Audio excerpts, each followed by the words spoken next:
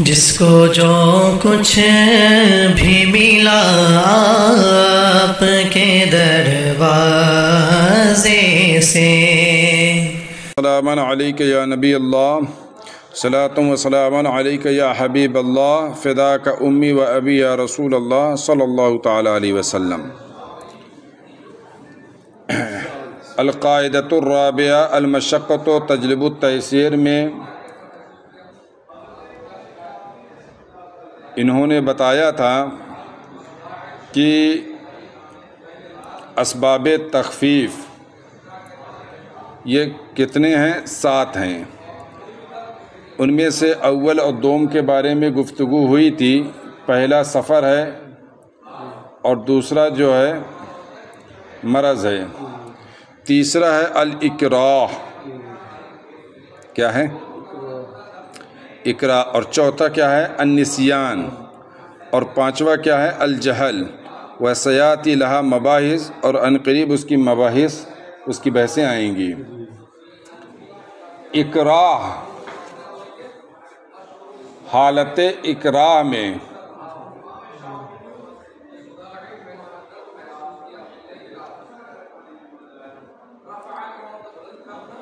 انسان کو اس فعل کو انجام دینے کی اجازت ہوتی ہے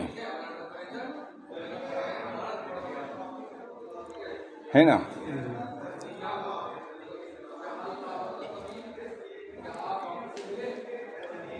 ایک چیز یہ ہے کہ رخصت اور اباحت،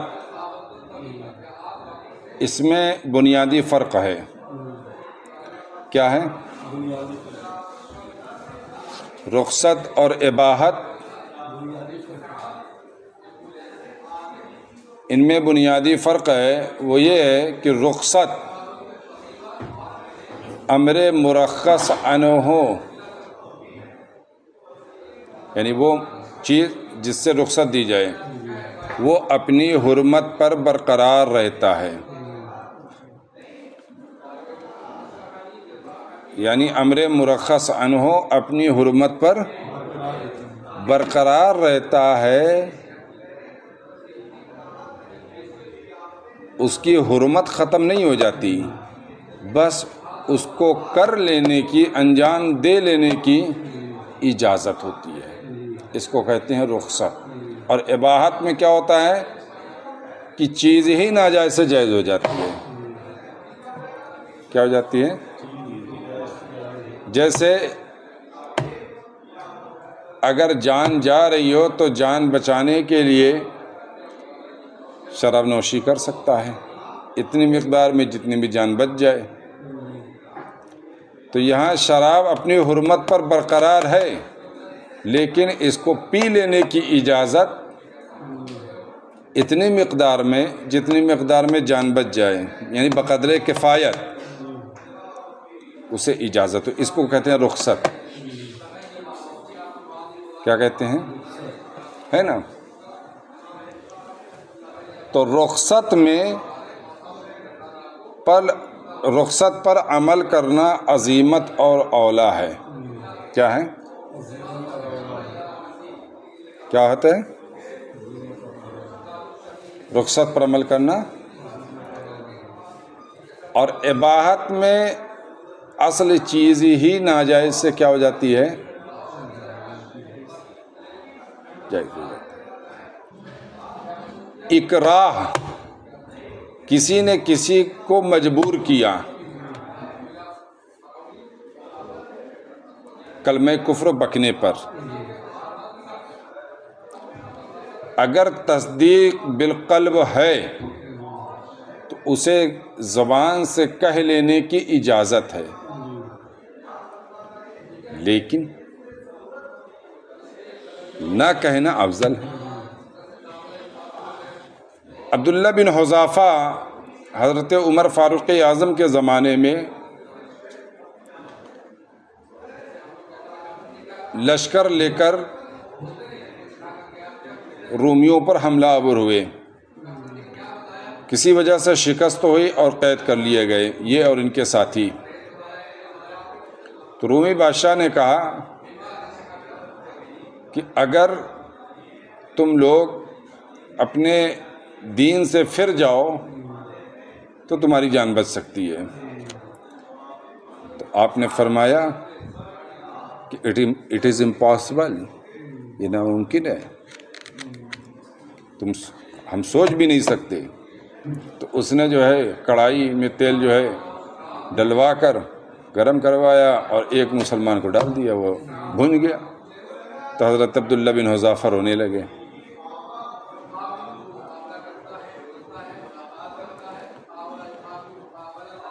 تو بادشاہ نے سوچا کہ یہ رونے لگا، شاید اب جو ہے کچھ کام بن سکتا ہے اور عیسائیت قبول کر سکتا ہے۔ چنانچہ کہا کہ دیکھو ہم آپ کو پھر سے آفر کر رہے ہیں، آپ کی جان بچ سکتی ہے ورنہ حشر آپ کے سامنے ہے۔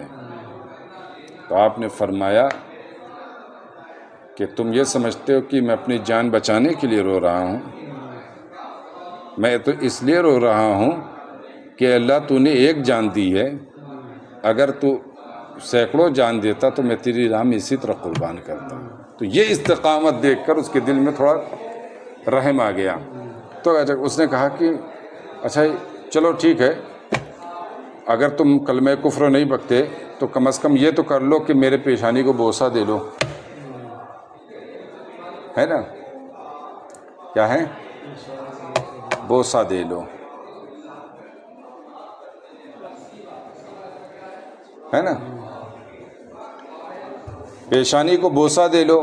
تو چنانچہ آپ نے کہا ٹھیک ہے، مگر شرط ہے کہ تمام مسلمان کو بری کر دیا جائے گا۔ کہا تو چنانچہ بوسہ لے لیا، اس نے بری کر دیا۔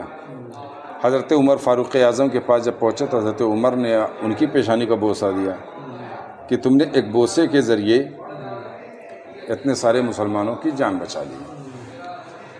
کافر کی پیشانی کا بوسہ لینا اس کی تعظیم نہ ہے، اور تعظیم جو ہے کافر کی کیا ہے؟ حرام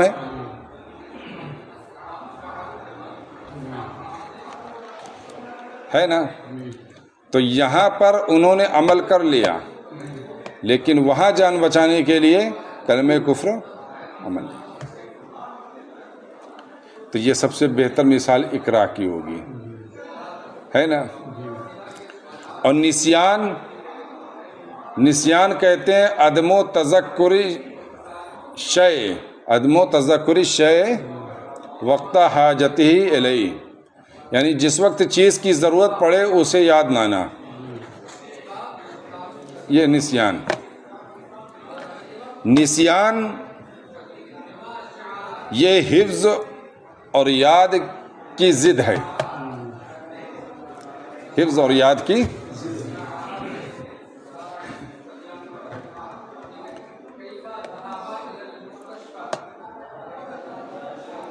اگر نسیان حقوق العباد میں ہے، یا تو حقوق اللہ میں ہوگا یا تو حقوق العباد میں ہوگا نسیان واقع۔ اگر نسیان حقوق العباد میں واقع ہے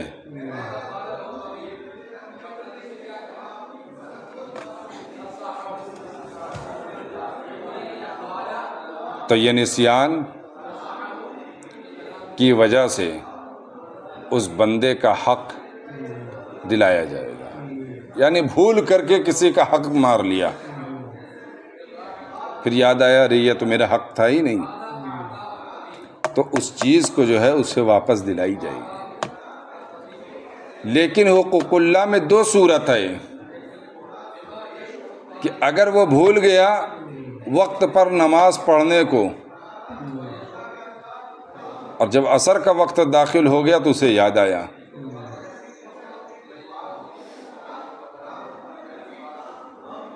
تو اب تلافی ممکن ہے کہ نہیں؟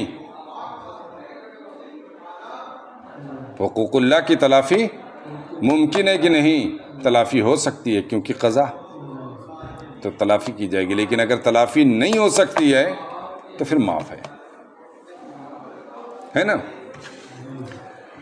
پانچواں ہے الجہل، جہالت۔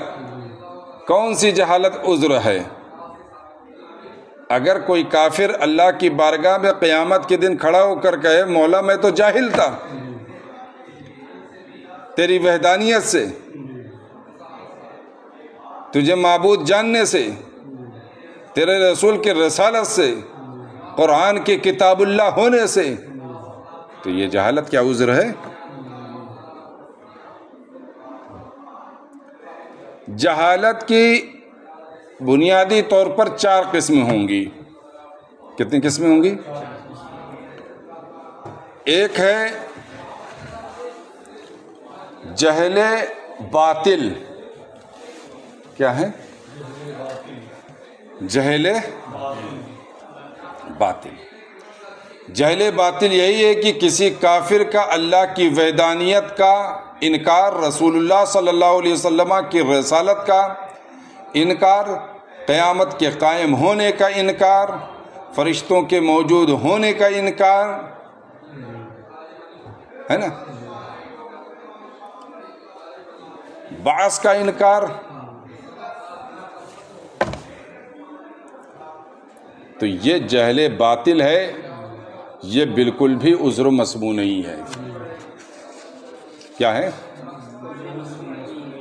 بالکل بھی قابل عذر نہیں ہے۔ کوئی کافر یہ اللہ کی بارگاہ میں نہیں کہہ سکتا ہے کہ میں جاہل تھا، یہ جہل باطل ہے۔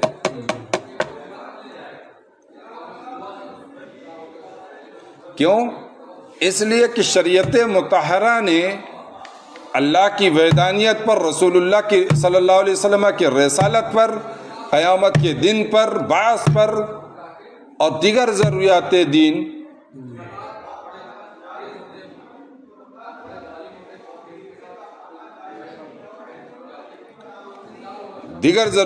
دین پر اللہ اس کے رسول نے دلائل واضح طور پر قائم فرما دیا ہے۔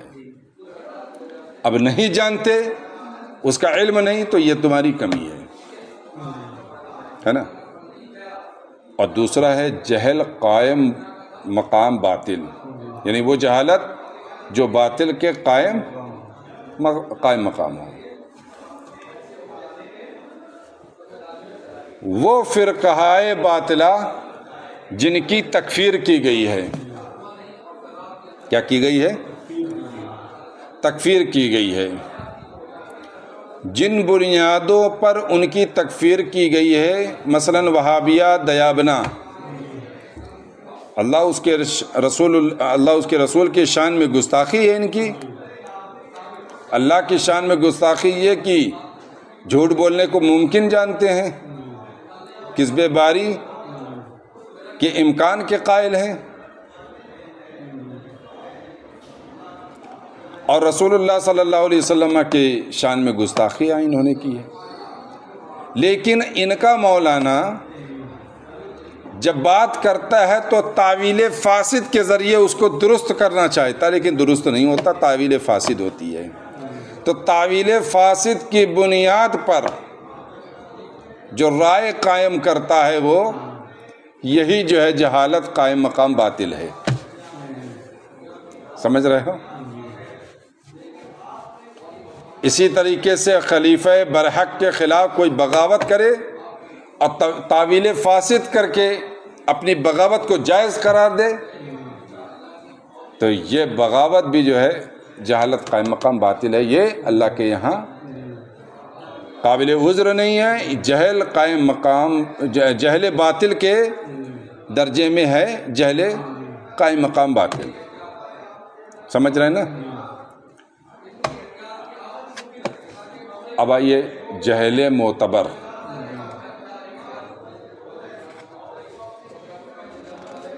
کیا ہے جہل معتبر؟ اور ایک ہے جہل جہل غیر معتبر نہیں، جہل قائم مقام معتبر۔ جہل معتبر یعنی جہالت معتبر، جو جہالت قابل عذر ہے، وہ یہ ہے کہ جیسے دارالحرب میں کوئی مسلمان ہوا،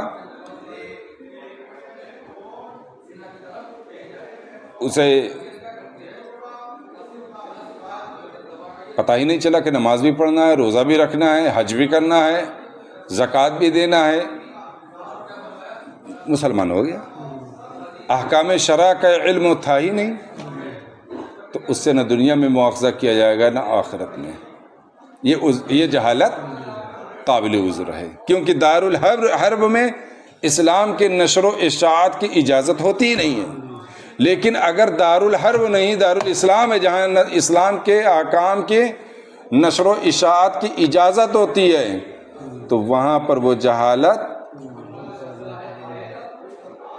معتبر نہیں ہوگی، بلکہ وہ ماخوذ ہوگا فی الدنیا بھی و فی الآخرہ بھی، ہے نا؟ بات سمجھ میں آ رہی نا؟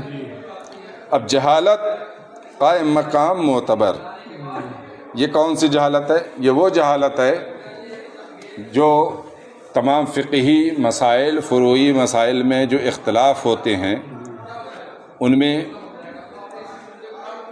کوئی مفتی، قاضی، مجتہد صواب رائے کے خلاف رائے قائم کر لے، ہے نا؟ تو یہ جہالت قائم مقام معتبر ہے، یہ جہالت بھی قابل عذر ہے نا؟ تو اس تفصیل سے آپ کو یہ بات سمجھ میں آ گئی ہے کہ جہالت میں کون سی جہالت معتبر ہے۔ السادس العسر و عموم البلوى،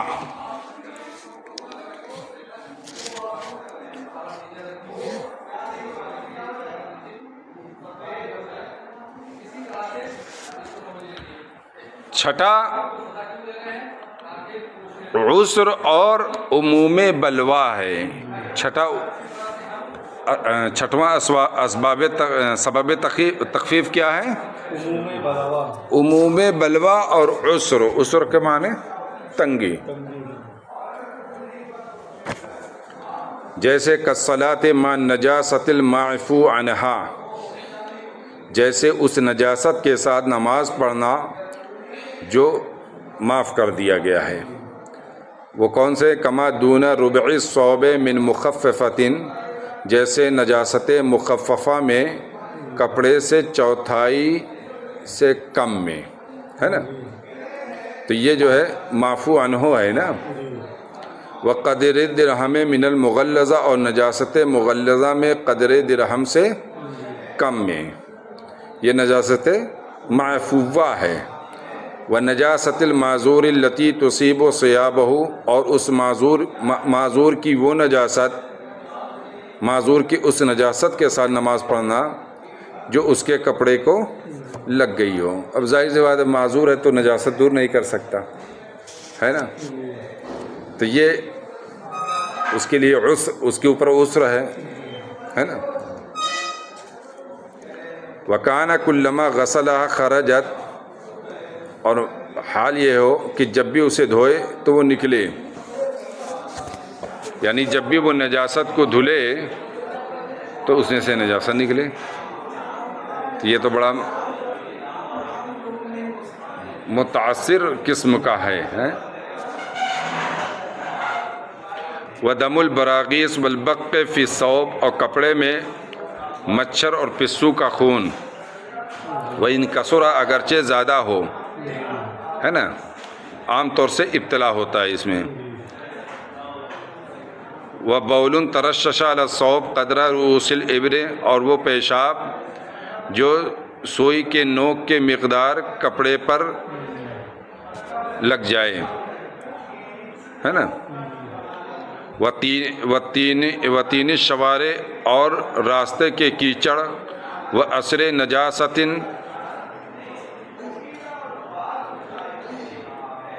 عَصُرَ زَوَالُهُ، اور ایسی نجاست کا اثر جس کا زوال جو ہے مشکل ہو، ہے نا؟ یہ گنا رہے وہ بول سنور فی غیر اوان الماء، اور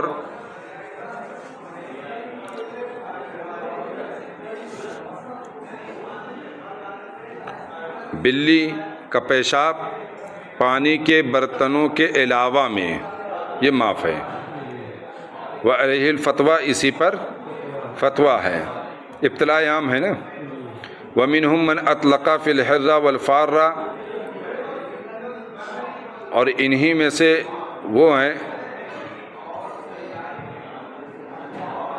جنہوں نے بلی اور چوہا کے بارے میں مطلق رکھا، یعنی قید نہیں لگائی ہے۔ وہ خرع و حمامن و عصفور، اور کبوتر اور گوریا کی بیٹ، وہ ان کثر اگرچہ زیادہ ہو۔ وہ خرع الطیور المحرمہ، اور فی روایت، ایک روایت کے مطابق حرام پرندوں کی بیٹ۔ وما لا نفس لہ سائلۃ، اور جس کے لیے بہنے والا خون نہ ہو، ہے نا، اس کا بھی بیٹ۔ وریق النائم مطلقاً علی المفتبی، مفتبی قول کے مطابق مطلقاً سونے والے کا لعاب۔ و افواہ الصبیان و غبار السرقین، اور بچوں کا منہ کا لعاب، ہے نا، اور گوبر کا غبار، گوبر ہوتا ہے نا،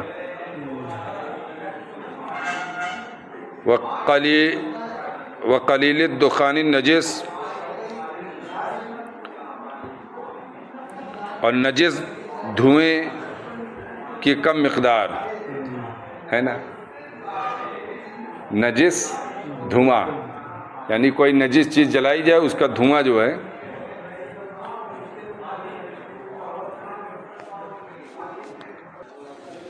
ومنفذ الحیوان، اور حیوان کے پیشاب و پخانہ کے مقام۔ والعفو عن الریح والفسا، ریح تیز آواز سے اور فسا دھیرے آواز سے، ہے نا، تیز آواز سے اور دھیرے آواز سے معاف ہے۔ اذا اصابت سراویل المبتلۃ والمقعدۃ علی المفتبی، جب وہ ریح تر پیجاموں کو اور مقعد کو لگ جائے، مفتبی قول کے مطابق، یعنی پیجامہ بھیگا ہوا ہے اور ریاء خارج ہو رہا ہے یا مقعد کو لگ جا رہا ہے، مقعد، تو ایسی صورت میں کوئی حرج نہیں ہے اس میں نماز پڑھنے میں۔ وکان الحلوانی لا یصلی فی سراویل، امام حلوانی اپنے پیجاموں میں نماز نہیں پڑھتے تھے۔ ولا تعویل لفعلی، ان کی اس فعل کی تعویل نہیں ہے، الا التحرز من الخلاف، مگر خلاف سے بچنے کے لیے، یعنی خلاف اولا سے بچنے کے لیے ایسا وہ کرتے تھے۔